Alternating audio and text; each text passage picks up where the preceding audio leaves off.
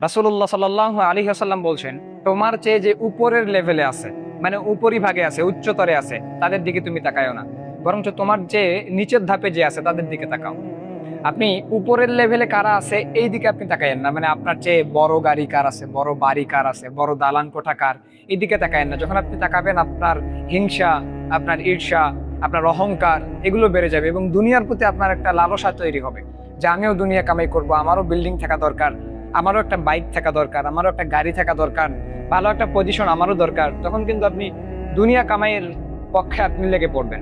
আর যখন আপনি আপনার থেকেও নিচের লেভেলের মানুষদের দিকে তাকাবেন, তখন কিন্তু আপনি স্বস্তি পাবেন এবং আপনি আখেরাতের চিন্তা করবেন। দেখবেন যে অনেক মানুষ রেল স্টেশনে পড়ে, যার পা নাই, অনেকের হাত নাই, অনেকের চক্ষু নাই, পরে পরে ভিক্ষা করছে, কেউ অন্ধ, দুইটো চোখেই নাই, এভাবে ভিক্ষা করছে। তাহলে আপনি কি মনে করছেন? তাদের চেয়ে তো আল্লাহ পাক আপনাকে ভালো রাখছেন, আপনি শুকরিয়া আদায় করতে পারছেন। এবং আপনি যখন উচ্চ কক্ষে কারো দিকে তাকাবেন, উচ্চ পদস্থের কারো দিকে তাকাবেন, তখন কিন্তু আপনার দুনিয়া লাভের একটা পর্যায়ে চলে আসবে।